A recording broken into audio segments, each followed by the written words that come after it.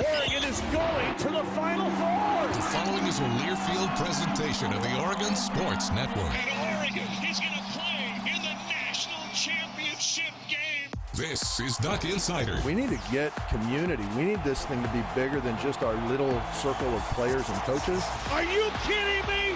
Touchdown, Oregon! With 2 seconds on the clock, he hits it! That's the bigger picture in this thing, allowing the community to celebrate the hard work, blue-collar mentality this group brings to the table. And the Ducks have won it! The Ducks have won! We get to struggle together, and we get to have joy together. The Ducks are Pac-12 champions! I am so proud right now to be the head coach of Oregon. Catch made! Touchdown, Oregon! This is Duck Insider on the Oregon Sports Network from Learfield, presented by OnPoint Community Credit Union. People are the point. Now let's go live to the Country Financial Studio to talk Oregon Duck Athletics. We've got a busy show today. Jordan Moore, our counterpart at USC, will be with us. I just wrapped up at practice this morning with Alik Terry, Oregon offensive line coach, and Dan Lanning, Duck football head coach. We've got those interviews for you coming for the 5:30 pregame show across the Oregon Sports Network ahead of the 7:30 kick on Fox as well. We've got some details on GoDucks.com as well. A number of Oregon recruiting classes have been completed. Yeah, it's always, I'll be honest, it sneaks up on me. The November signing period for the basketballs, for volleyball, for a few other sports as well. All those details for the recruiting classes are available on GoDucks.com now. Ducks have added some big-time additions. Oregon women's golf added the #1 player in the country. Shout out to Derek Radley. All the details on GoDucks.com for the new crop of recruits for various Oregon sports. My counterpart, though, Jordan Moore, we'll talk with him in just a moment. Also going to hear from Jamal Hill. And a big one tonight. It's match day for Oregon volleyball. 6 o'clock against Stanford. The Ducks in a big match with postseason implications. Televised on Pac-12 Insider. 6 o'clock tonight, Oregon volleyball in action. And women's basketball, a victory last night. But some unfortunate news. Found out yesterday pregame that Peyton Scott will miss the entire season with a knee injury. And that just sucks. We'll hear a bit from Kelly Graves coming up in just a little while. Oregon men's basketball is in action tomorrow, 6 o'clock. I'll have a 5:30 pregame show for you across the Oregon Sports Network. Now, on the other side of this matchup, Jordan Moore, my counterpart from USC, he'll be running around on the sideline for the Trojan broadcast, previewing Ducks, Trojans, the view from behind enemy lines with Jordan Moore. I'm going to start with something funny, okay, Jordan? So Jordan and I we started calling basketball around the same year, and it's very easy to just come up with what we call a font in the industry for me, right? You just say broadcast schmuck. That's what goes on my lower third. Jordan, you have like the longest title and business card I've ever seen, and I always say that you've really made it when you can just be CEO or AD. Well, yours is Associate AD, Chief Creative Officer, voice of the men's basketball team, and sideline reporter for USC football. So what the hell do we call you on this lower third that we're about to put up? It reminds me of that scene from Rocky when Apollo's an introduction takes forever, and Sly says, and he says, "It's almost done. It's almost done." Yeah, I don't know. You can call me whatever you want, but I think as it comes to this big football game this weekend, I think sideline reporter will do. Yeah, so sideline reporter, he'll be running around on the sidelines this weekend on the USC side of the broadcast. We'll just call you USC's finest. Is that cool? Does that work for you? Works for me. I'm not sure it's accurate, but works for me. Jordan Moore, our guest. Okay, the season so far. I always start generally when we do these conversations. So from the Duck fan perspective, we followed, of course, USC, but you've been following them obviously very closely. Break down the season kind of in general for us so far heading into Saturday. Yeah, listen, it's a season where USC came in with just a ton of expectations. You bring back the Heisman Trophy winner. That's just not something that happens a ton in college football. So that sets a standard right there. And they won 11-1 in the regular season last year. They lose the Pac-12 championship game. And I think from a USC side, you feel like, Caleb Williams' hamstring went, and that's, more or less why you lost that game. And then, the bowl game sort of left you, wanting more, losing the lead to Tulane. But personally, I'm not a guy that puts a whole lot of stock in bowl games, so it didn't really give me a ton of pause. But the big question of the year was, can you fix can you get some of the pieces around Caleb back to the same level? But then also, can this defense improve? They didn't inherit a ton on that side of the football. And so you sort of understood last year, hoping to get that jump this year. And just the way the schedule laid out, it took forever for us to find out. That was the weirdest thing. It's such a great year in the Pac-12. It's such a loaded league, and USC's schedule was loaded from a strength of schedule standpoint. It just was all backloaded.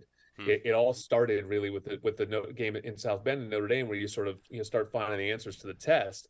And the answers are that they're just still not at that level on the defensive side of the football to accomplish what the preseason expectations were. They could score a ton of points. They have as good a player in the country as any still in Caleb Williams. That hasn't changed.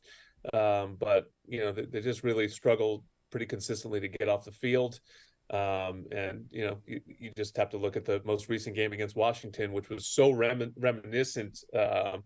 We talked about a bunch of the 2012 game against Oregon. If you remember that one at the Coliseum, the final score is 62-51. Right. And it just got so bad in that game that I remember thinking, like, we should just onside kick. Like, just sort of take a shot at it, because you are just not getting stops here against Mariota and Kenyon Barner and that crew. And, you score 51 points and lose by 11. That's wild. And Saturday didn't quite get to those same numbers, but pretty close. It just couldn't get off the field against Michael Penix and company. Really, the run defense was the biggest issue. And so, it leads to them making the change this week, and we'll see if that gets a response out of that side of the football. Well, I got to tell you, I listened to Coach Riley's media availability, and 13 minutes was all about the defensive coordinator, Alex Grinch, we know, out, and now things have changed a little bit. So how's it been at practice this week? A little bit of a shift up on the defensive side of the ball. Yeah, I just think new voices, right? I mean, I think that's your hope. I mean, how much can you really do schematically? Can you change in a week? I don't think a ton, especially this time of year. So I think what you hope for is that sort of new coach bump, like you saw with the Raiders this week. Antonio Pierce comes in with a new voice and a speech, and guys maybe want to run through a wall for him a little bit, and for whatever reason that wasn't happening. So I think that's sort of why you make the change, for change's sake a little bit. I'm not sure that these guys are going to come in and all of a sudden, Belichick this thing on Saturday. I think what they're going to do is just try to motivate the heck out of these guys. And, that might be the key in a lot of ways. I mean, there's obviously, things that need to be done from an X's and O's standpoint. But just when I've watched Oregon, if you don't match Oregon's physicality, if you don't come to tackle Bucky Irving with as hard as he's going to run at you, you get run over. We watched that whole Colorado game, and he just ran over people. And so that's going to happen on Saturday if USC's not motivated to do something about it. Jordan Moore joining us, a sideline reporter for USC, coming up here this weekend on the Trojan broadcast. So defensively, we've talked about that, but then offensively, Caleb Williams is still one of the best players in the country, Jordan. I mean, just your time working with him and what you've seen from him, put in perspective the kind of talent that he is at the quarterback position. Yeah, I mean, the perspective is simply that, like, last year when we were watching it, you do one of these things and you go, man, this looks a lot like Patrick Mahomes. And you're like, you can't make that comp. This is the best quarterback in the world, for the last 5 years. You can't make that comp. And then we just sort of gave into it, and even neutral people, I do interviews in like Pac-12 radio. And I remember Jeff Schwartz, an esteemed Oregon alum, the beginning of the year, he got all over me for that comp. By the end, he was just sort of making it himself, and we had a laugh about it because, he's just, talent-wise, he's just that good. I mean, he really has every tool in the toolbox. He just can seem impossible to bring down without being, he's not Kyler Murray. He's not like blazingly fast. He's just like the greatest dodgeball player you ever saw. And, he can make every throw in the book. And, he makes this offense go. So he always gives you a chance. This year, I think it's the classic when the Heisman winner returns, they're held to just such a brutally high standard that we start taking for granted. You look at his stats and, they're probably better than most of the other quarterbacks in the country, but, with the win-loss and just sort of, a couple plays here and there, I don't think he right now he's really in the mix to repeat, but that doesn't make him any less of a player, than he was last season or going forward. He's still that guy. Well, I'm with you on that front. Like I've talked a lot on this program and, the last 10 years that I've been doing this, that narrative is so important and so dangerous at the same time, right? And those expectations are a big part of the narrative. I'm with you.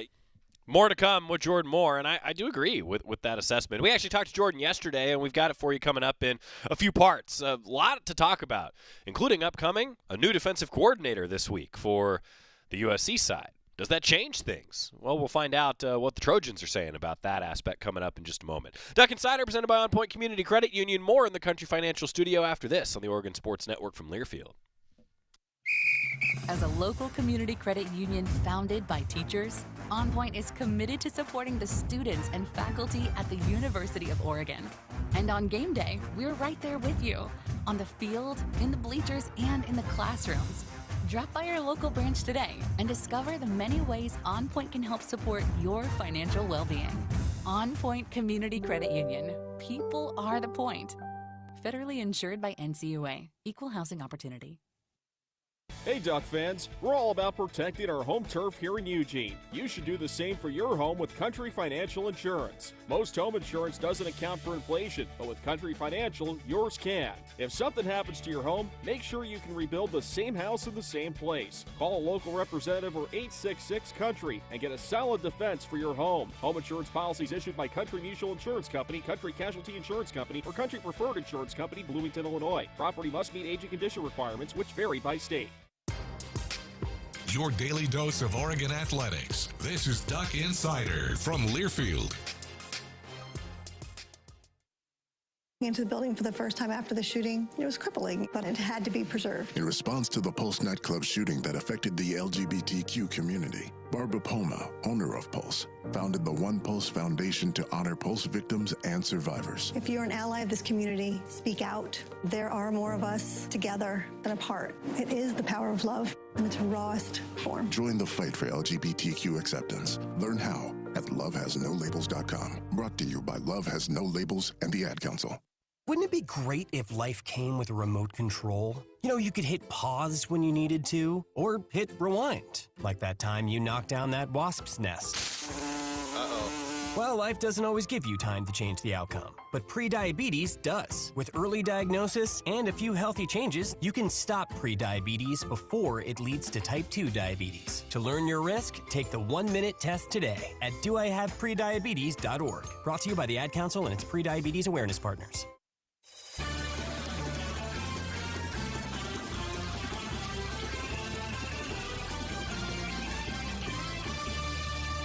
Back on Duck Insider, presented by OnPoint Community Credit Union. Joey Mack in the Country Financial Studio. Oregon, USC, a 7:30 kickoff under the lights at Autzen Stadium. You know, it just occurred to me that the light show for the first time this year will be able to do it. That's right. So have your phone ready for the coming home light show coming up under the lights. That's the first time we've done one, right, Scott? Yeah, that's the first one this year. Part 2 of our conversation with the USC sideline reporter Jordan Moore, talking a little bit about the defense for the Trojans, the offense as well, and some of his thoughts on this matchup from behind enemy lines, talking with Jordan Moore on this Ducks-Trojans matchup this weekend.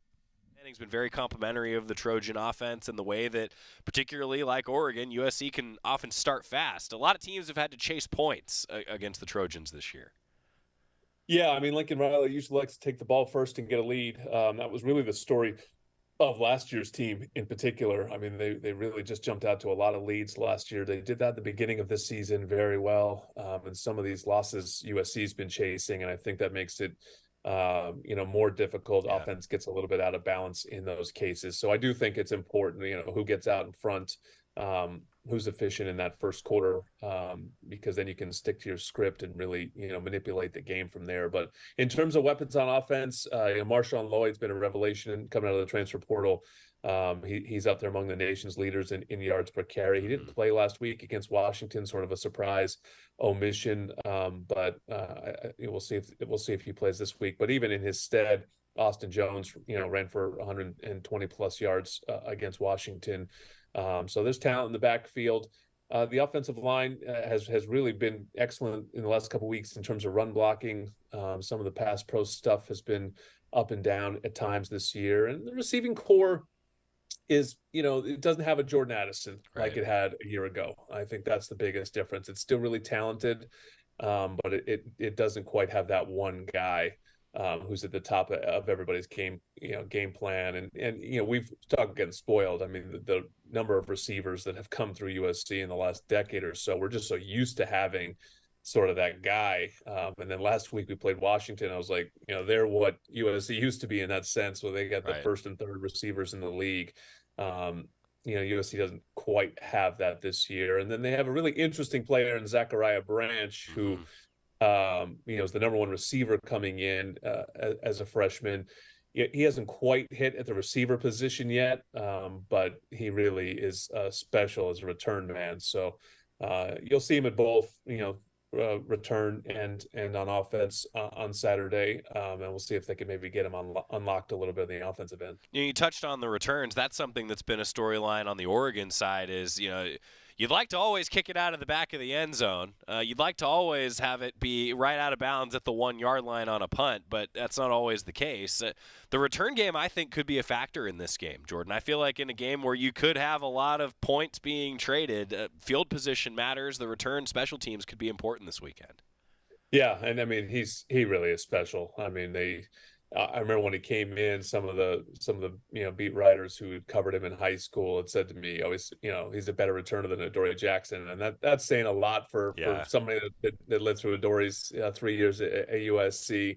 I always made the argument Adoree was a better return man than Reggie Bush. As great as Reggie was, as much as those highlights get run, Adoree was such a special returner. But Zachariah, already with kick and punt return touchdowns in his first handful of games in college is pretty wild. The comp for him has always sort of been this Tyreek Hill, and that's why I say like the next level for him is, hey, can he be that wide receiver one like Tyreek Hill is?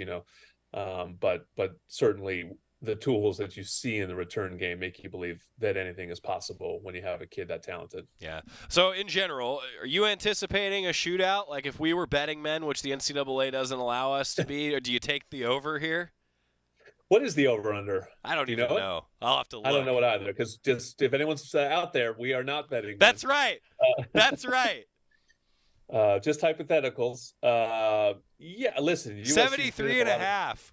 73 and a half. Last week it was 76, I think, against That's a lot. Washington. So, yeah, I think there will be a lot of points scored in this game. I think the key for USC is, can they make it into a little bit of a shootout? I mean, Oregon's been awfully good defensively, so I don't think it's just a foregone conclusion that USC is going to go up and down the field on this Oregon defense, which is, top 20 defense in the country. There's really good run defense. I think Caleb's going to have to be awfully special to just sort of break things down and frustrate the Ducks and extend plays.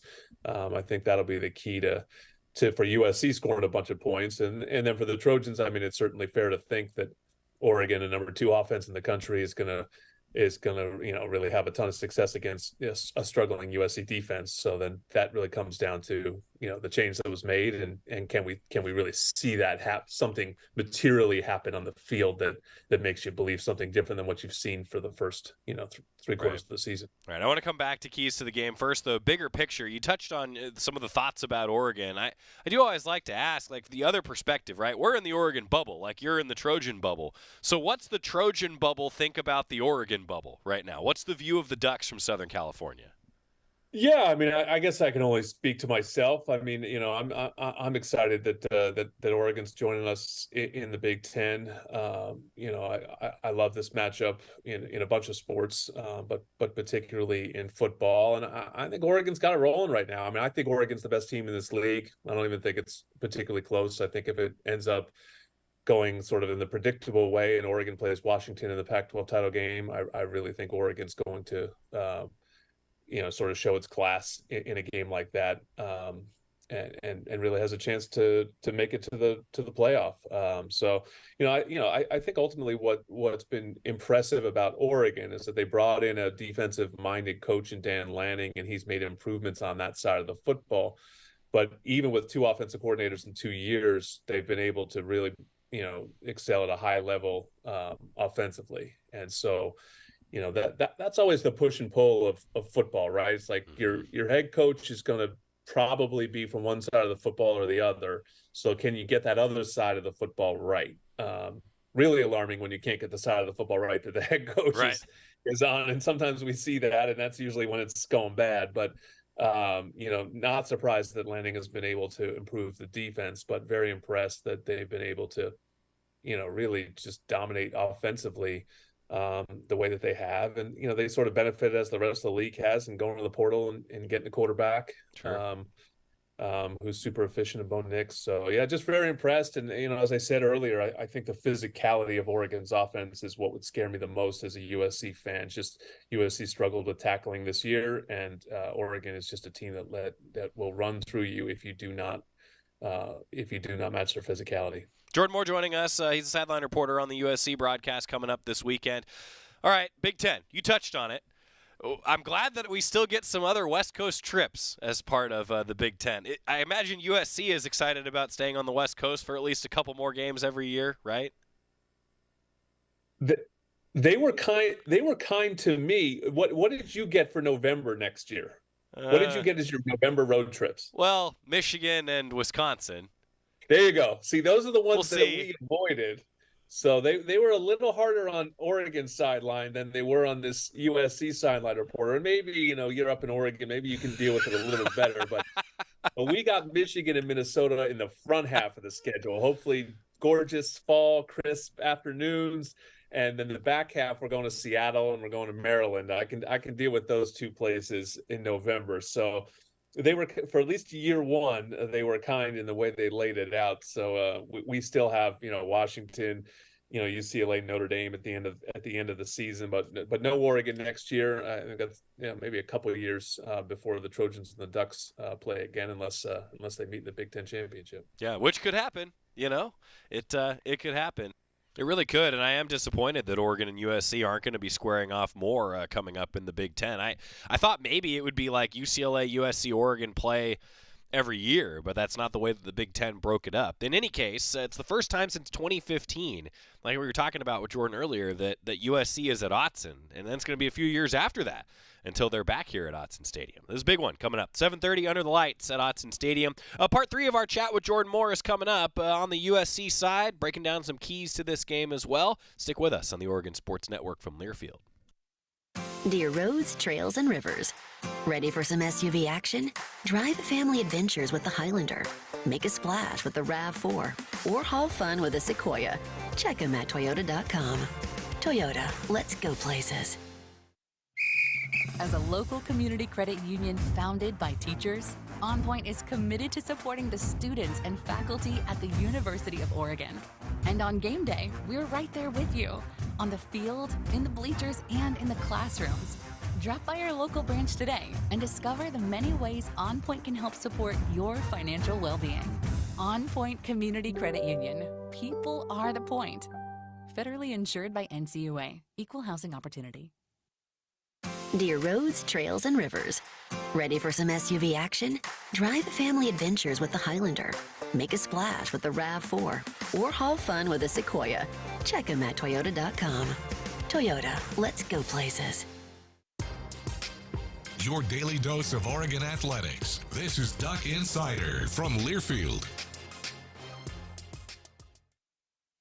When might you be buzzed? When you suddenly love everything. You guys, I love this song. I love these nachos. I love our kickball league. Ugh! I love this guy. What's your name? You know what I'd love? A ride when it's time to head out.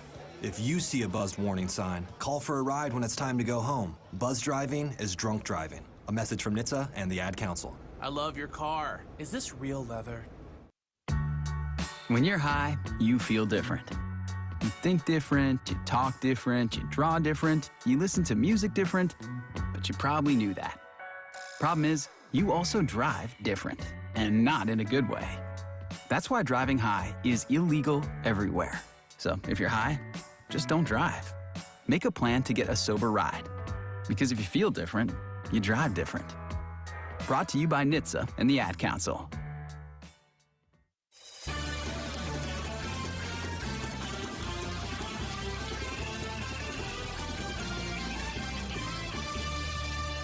Welcome back to Duck Insider, presented by OnPoint Community Credit Union. I'm Joey Mack here in the Country Financial Studio. Earlier this week, we talked with Jordan Moore. USC sideline reporter, does a number of things for the Trojans. We're also going to hear from Jamal Hill coming up. A little bit of a preview of Oregon Volleyball tonight at 6 o'clock as well today. I'll tell you, though, this is going to be a fun matchup because you get two high-powered offenses. We've talked about how this could have Heisman Trophy implications. And, last night on the coach's show, we actually asked Coach Lanning, like, hey, make the Heisman case for Bo Nix. And he said, you know what? I don't even need to. Just watch the film.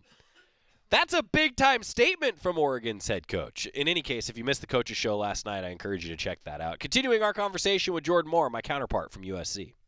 Question, like USC and the transition, your transition's been underway longer than ours. Just what's it been like? What are you anticipating in the future as realignment continues, Jordan?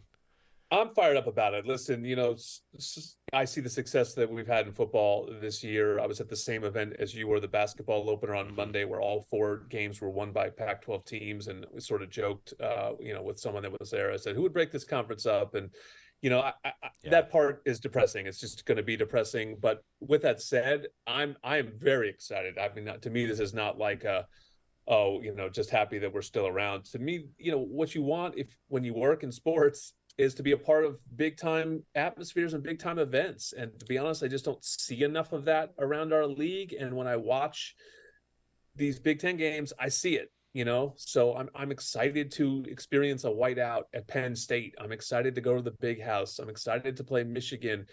Jump around at Wisconsin, all these different sports. They're really into college basketball, so I often, as you do, we travel around and, there's just sort of like a half in, half out with some of the teams that we play, and we just don't necessarily play in packed houses all the time. But when we met with the league, the amount of programming and interest and everything that they have going into men's and women's basketball is really impressive and fitting, I think, of, where our programs are at. Oregon's been great for years now under Altman, had a great run on the women's side with Kelly Graves, right? That's the name of the women's coach.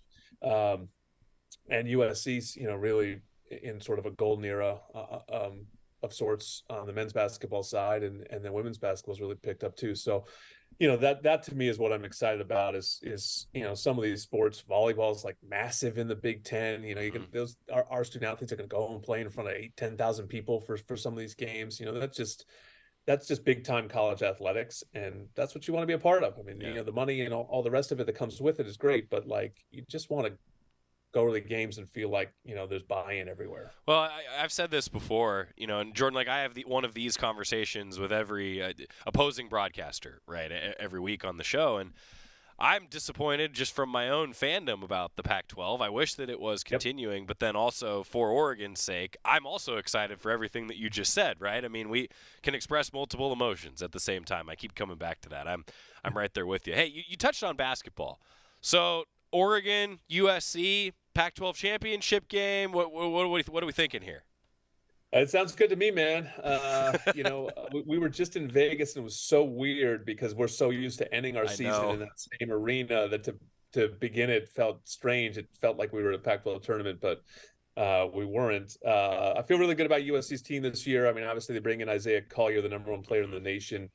He's a big physical point guard. He was so impressive in his debut, really lived up to the hype there. They bring back Boogie Ellis, who's somebody that people will be familiar with, easily could lead the league in scoring. And then Kobe Johnson, who's one of the best two-way players in the league. So, the cliche in college basketball is a guard play wins. If that's the case, USC's in great shape.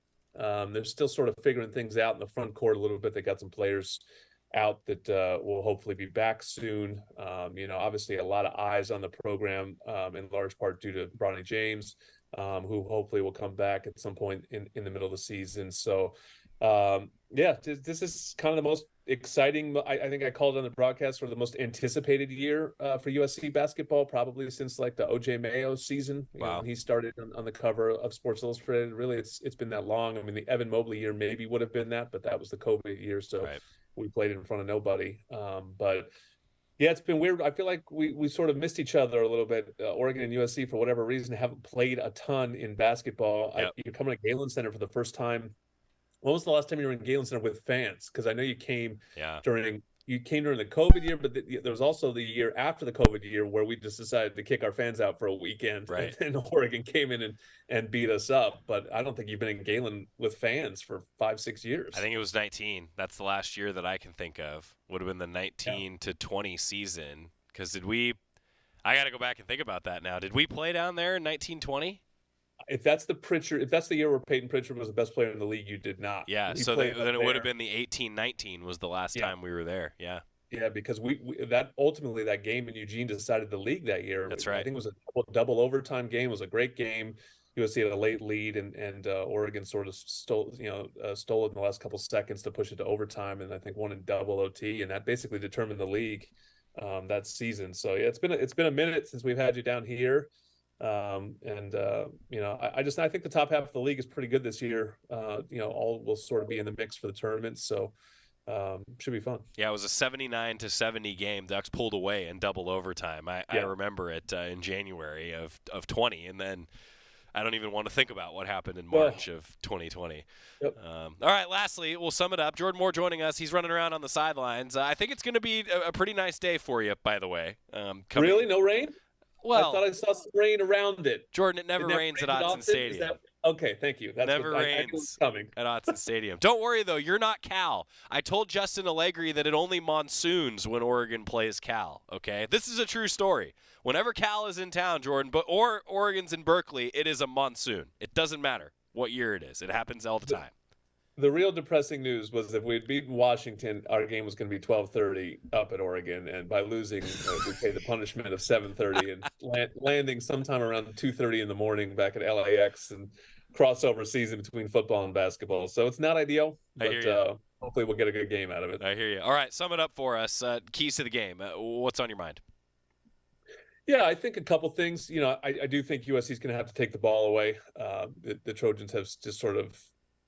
I'd be surprised if all of a sudden they come out and they're dominating defensively, getting 3 and outs constantly against such a good offense. So, I do think they're going to have to, force some takeaways. I do think they're going to have to get off to a good start. You mentioned that they sort of like to front run when they can.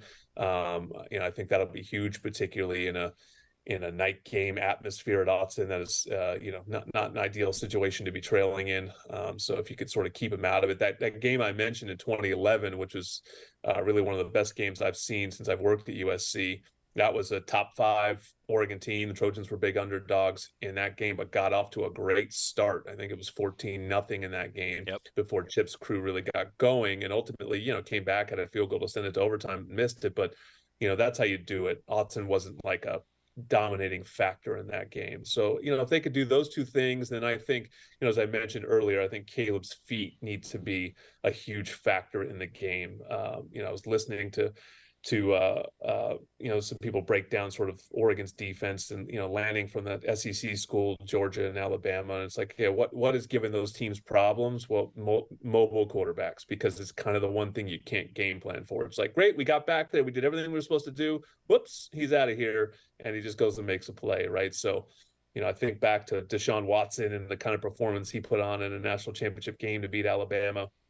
That's what Caleb's capable of. So it's not like it's something he can't do, but it's probably something they need him to do. He can't be ordinary in this one. He's going to have to be special. Yeah, I'm with you. It makes sense to me. Jordan Moore running around on the sidelines on the USC broadcast. Jordan, thanks for being with us. Safe travels to Eugene. I'm glad that you and I get to still have these conversations because I've had to say so long to a couple of our broadcast friends over the last few weeks. So I'm glad that we still get to do this, buddy.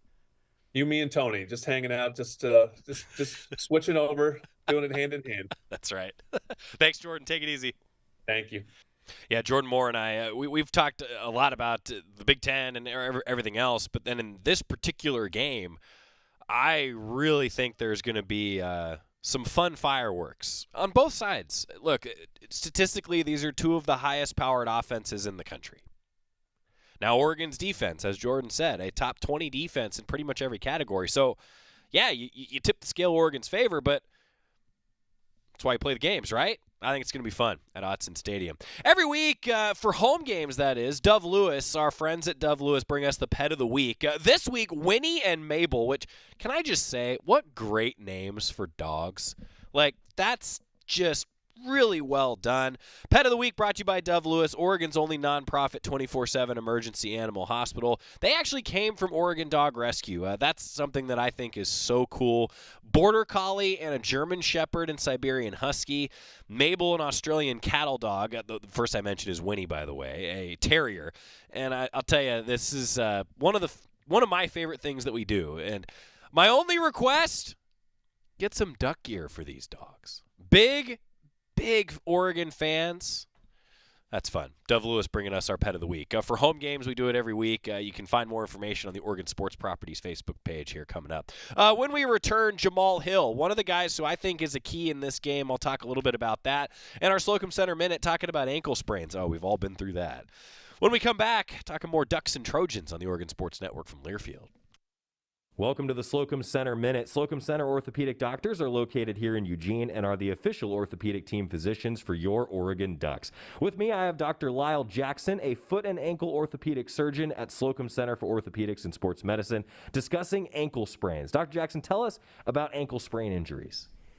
Ankle sprain injuries are really common. They're probably one of the most common things we see in our office. The good news is most of the time they get better just with non-operative treatment. And most commonly, people injure the ligaments to the outside of their ankle, and you can have different degrees of ankle sprains. Simple ankle sprains might just be, real mild without any bruising, and a more severe sprain would be indicated with ones that have a significant swelling and bruising where the ligaments actually tear fully. You're touching on the different grades of ankle sprains, different types. What's the recovery like? How's it different for those different types of ankle sprains? For different ankle sprains, with the higher grades, the recovery will be longer. I think once you fully tear the ligament, you're looking at a longer recovery than just stretching it. So I think that's why ankle sprains can be frustrating to a lot of patients, because some will recover very quickly in the matter of weeks, while some of them will take months. And certainly the ones that take longer, we start thinking about other pathologies such like injury to the cartilage and other things that we may want to get an MRI scan for. Dr. Jackson, thanks for joining us. Thanks for what you do. You're welcome.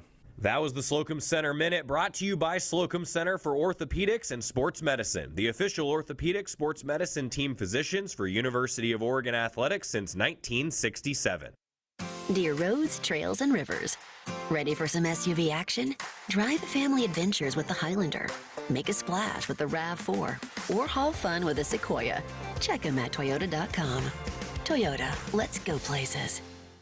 Hey Duck fans, we're all about protecting our home turf here in Eugene. You should do the same for your home with Country Financial Insurance. Most home insurance doesn't account for inflation, but with Country Financial, yours can. If something happens to your home, make sure you can rebuild the same house in the same place. Call a local representative or 866-COUNTRY and get a solid defense for your home. Home insurance policies issued by Country Mutual Insurance Company, Country Casualty Insurance Company, or Country Preferred Insurance Company, Bloomington, Illinois. Property must meet age and condition requirements, which vary by state.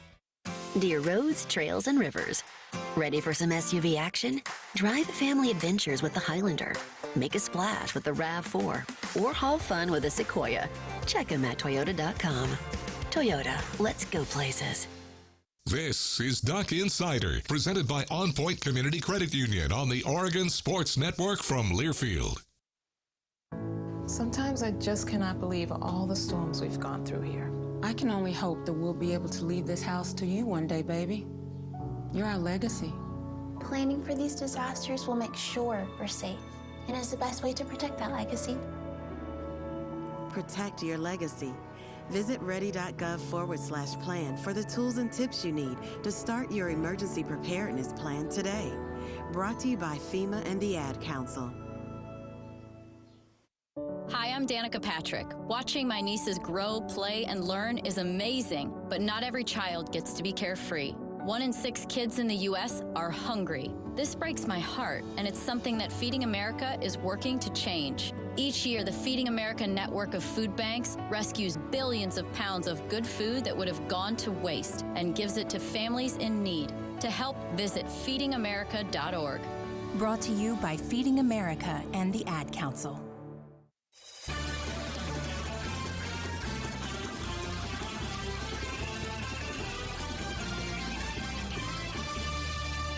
Welcome back to Duck Insider, presented by OnPoint Community Credit Union. I'm Joey Mack in the Country Financial Studio. Rob Mosley and I on the Quack Minute earlier this week were talking about how linebackers and speed at the linebacker position has been a real benefit for Oregon. Coach Lanning said that with the media this week. Guys like Jeffrey Bassa and Jamal Hill that were defensive backs that have moved into the linebacker role, that speed has been, I think, a real weapon for Oregon's defense. And I think in a game like this against USC, a talented quarterback where you have to contain him, I think that the linebacker speed for Oregon is a real plus and really a big key in this game. One of those guys, Jamal Hill, he met with the media this week, talking with reporters here. All offseason talking about the move to linebacker. Now you've had a couple of months at it. How are you feeling about it? Good. It's been fun. Still learning. But I feel like I'm progressing each week, so happy with it. What do you feel like you still need to learn? Like what is still a work in progress in your opinion?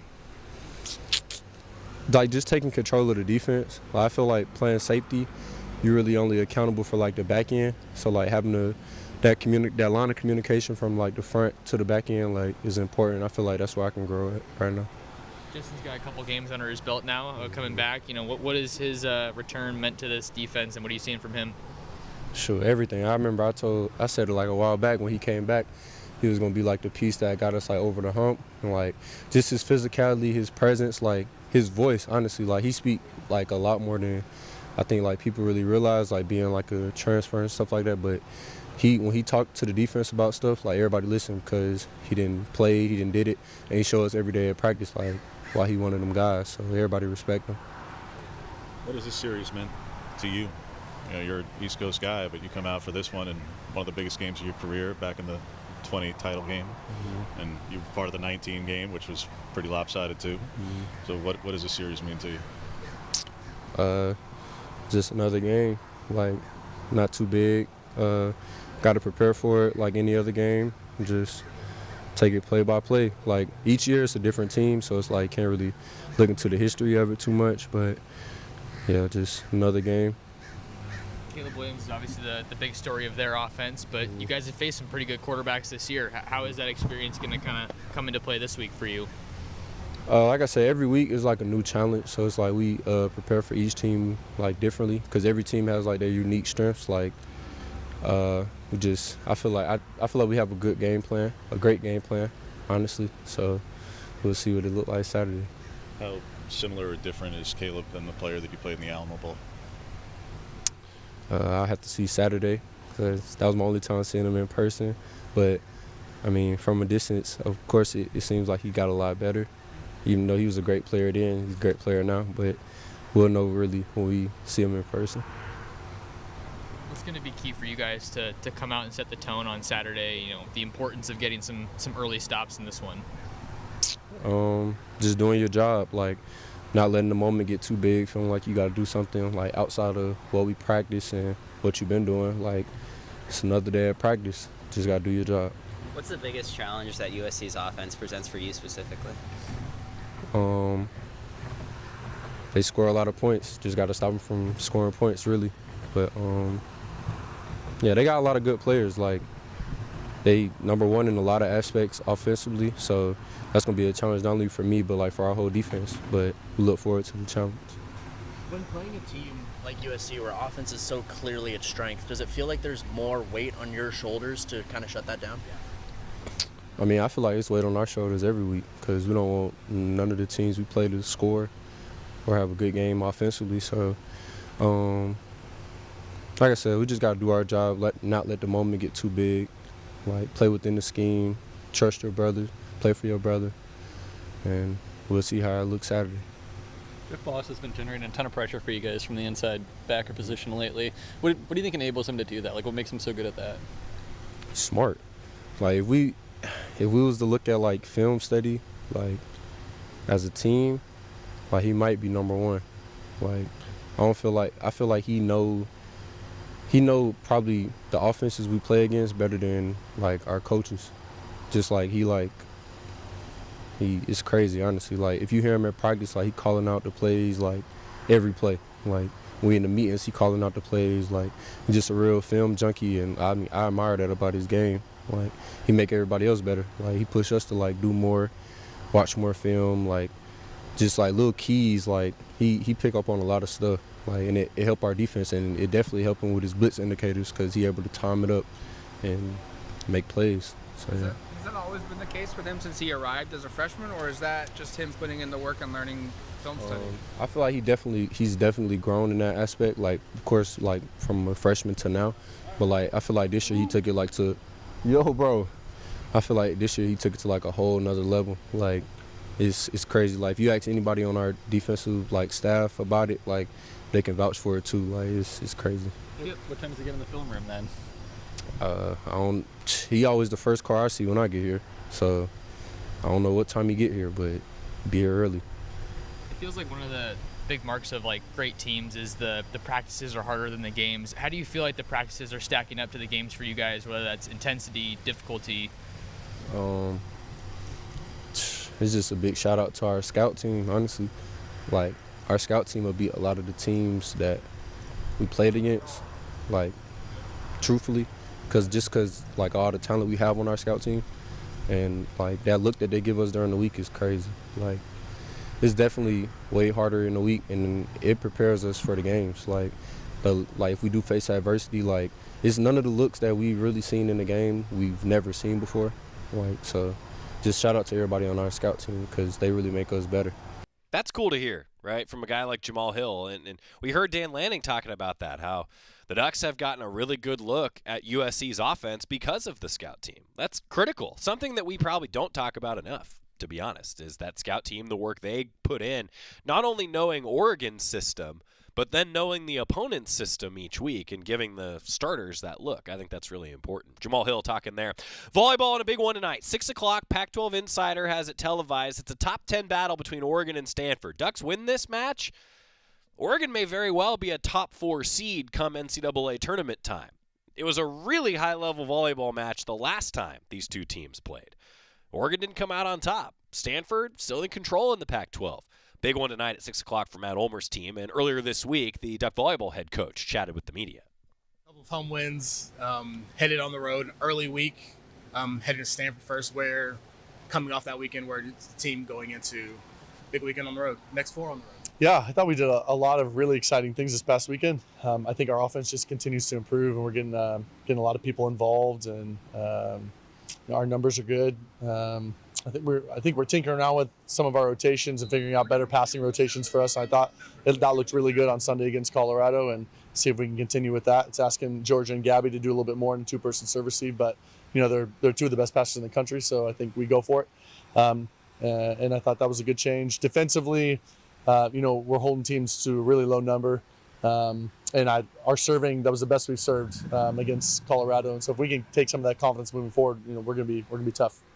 How much of what you've done the last couple of weekends was in any way to set yourself up for and have answers for matches like this? Like, how much experimenting were you doing at the time that maybe you didn't even tell your own team that, like, hey, we're experimenting for 2 weeks from now? Or yeah, I mean, there's things that I want us to get to, for the end of the year, and sometimes you get there or sometimes you don't, and then you have to adjust, based upon what the results look like. So I think we've kind of gotten to the point where we kind of need to settle in on this is who we are.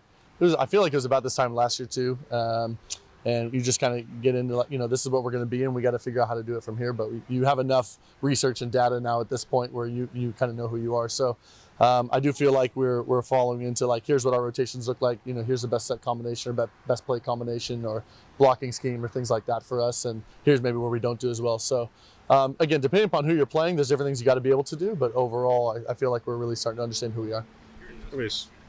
Coaching always looks for motivation. You have a pretty veteran team at the end of a long weekend. Yeah. When the stakes are what they are, what will your message be on Thursday before this one? Because, like, yeah, on one hand, we talked about, like, could there have been a trap on Sunday? Could have been things to distract. Mm-hmm. Clearly, they weren't. Right. All right, so how do you try to say, like, all right, well, here's the opportunity. If you're going to get some of the goals, but that said, even if you don't, there is still a tomorrow and a postseason and viability. I think, last year being an older group, this year being an older group, I trust them, one way or the other. Like, I think that they're, I think they're going to be ready to go. And I always feel like if I have to talk about motivating them for effort or, to be focused in, then we're not very serious about having big goals. So I'm probably not as much of a rah-rah guy as maybe what I should be. I don't know, but I just feel like we know what's at stake, and I don't think there's anything I need to say to get them ready for Stanford. I think we know what that match means. Again, we're with goals of winning a Pac-12 championship. It's a must-win. If you want to be a top 4 seed, possibly a must-win. Things like that, and then just from a coaching perspective, I just want to see us continue to get better. And I saw that this past week, and I've seen it the last few weekends, and that's been really encouraging for me. I've been in a good mood because I see us learning and growing, and we need to continue to do that with the last few weeks of our season before we're ready for postseason. Unbeaten on the road this season. Why has this team been so successful away from Matthew Knight? It's a good question. I mean, again, we were undefeated at home last year. Not that we were bad on the road, but just home. I felt like we were pretty unstoppable on the road. Now I feel similar. Maybe it's because we just feel really bonded on the road. We had a lot of experience being on the road in our non-conference. We were gone the whole time, and so maybe we just got really comfortable with that.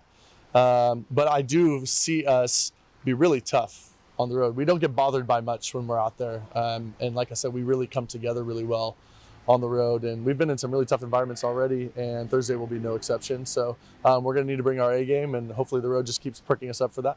When you went back and watched the film from that Stanford game, anything really kind of stick out? Any points of emphasis that you want to kind of fix before Thursday? Yeah, there's a few things we want to do scheme-wise that we didn't execute very well. And so again, when you watch it on film and we're like, okay, see, that's something we're going to have to clean up or do better. So I think the team saw that today, and it's something that we can change. I think maybe some of our serving targets in certain rotations we should make an adjustment on. So just a couple small things like that. But overall, we had a lot of close misses on offense. I think you got to be encouraged by that. We can clean that up a little bit more.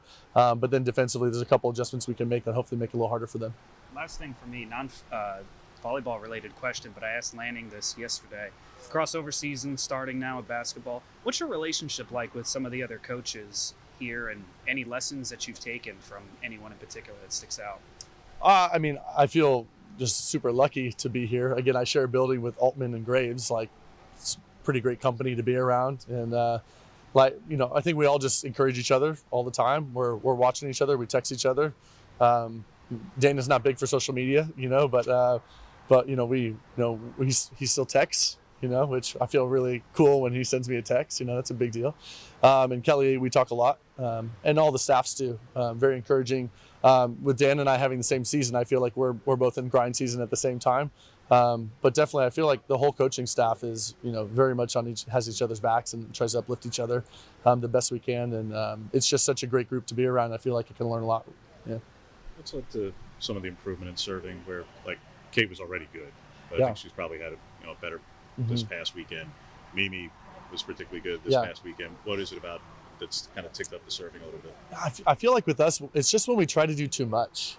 And I don't know if and maybe at home, maybe that's the difference of home and the road. Maybe we can relax a little bit more on the road and not try to go for too much. And at home, we're trying to be so perfect. Maybe that's part of it, going back to your question. But I think we're really good athletes and we have really good feel for the game. So just being more relaxed and, just going out and letting our bodies and our experience do the work. And I feel like with Kate likes big moments. It's really impressive for a freshman. But she'll go out there in the toughest situations and she'll put just a bullet on somebody. And it's really neat to see. And, I think her teammates, they really take that in, and she encourages other people to do the same. That serve pressure is going to be really important, I think, moving forward. How often, if those of you who listen to Coach Ulmer and I's conversations on Tuesdays, that's been a huge talking point for him. I don't even bring up service pressure, and he's like, service pressure.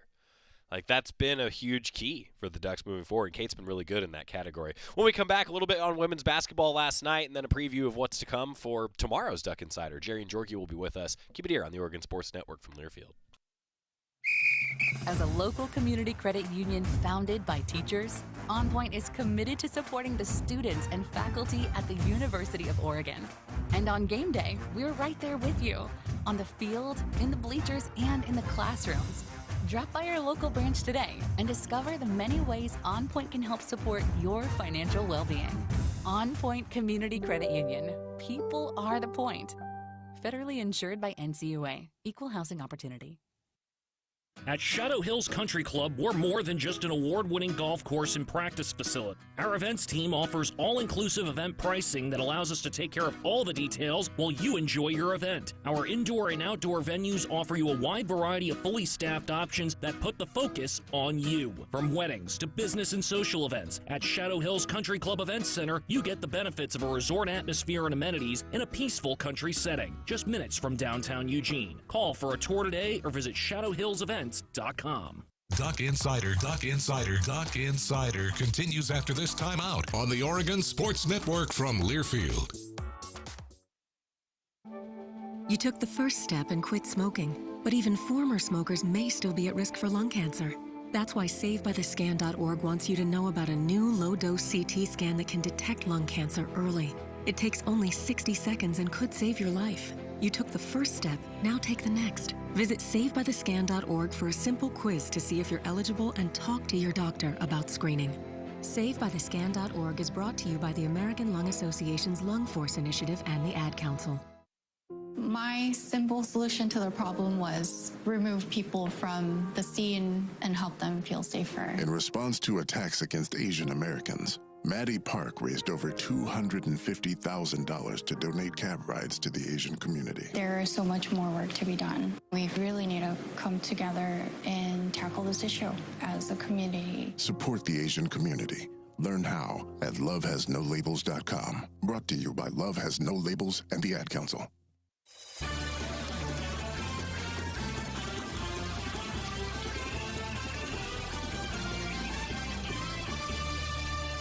Finishing up Duck Insider, presented by OnPoint Community Credit Union. I'm Joey Mack in the Country Financial Studio. Heard a little bit from Matt Ulmer. Jordan Moore, my thanks to our counterpart from USC, previewing that 7:30 kickoff on Saturday. Jamal Hill, I think, again, a huge key. And then last night, also Oregon women's basketball. A nice win over Arkansas Pine Bluff, a very veteran Arkansas Pine Bluff team. Thought that it could give Oregon problems. Still a lot of new faces for the Ducks, but an 86-60 final. Ducks are 2-0, and Chance Gray was lights out, particularly from three early. She went 6 of 11 from three, scored 20 points, and I felt like Grace Van Sluten kind of quietly had a double-double. Like, she scored 19 points and had 11 rebounds. Philly Che had 16 points and 11 rebounds. 2 double-doubles, Chance Gray with 6 threes to lead the way with 20 points. 4 Ducks in double figures. A pretty good night, I think, for Oregon women's basketball, and especially after we found out, unfortunately, that the Ducks will be without Peyton Scott the rest of the way. Just a few minutes into her Oregon debut on Monday, injured her knee, and she's going to be out for the entire season. And Coach Graves said post-game, you can find it on the Go Ducks YouTube, that it sucks. Injuries are the worst part of sports, and I hope that for Peyton Scott that the season is as good as it can be, especially after she has already made an impact on this team. I hope that everything works out for her the rest of her career, and who knows what will happen the rest of her basketball career. In any case, Ducks are 2-0. Tomorrow on the show, full Ducks and Trojans preview. Jerry and Jorgie will join us, make some Pac-12 picks. See you then. Put your phone on D&D, that means that do not disturb when you're driving. And when you're going from point A to B, I need you to stay safe, please, so always sing with me. So put your phone on D&D, that means that do not disturb when you're driving. And when you're going from point A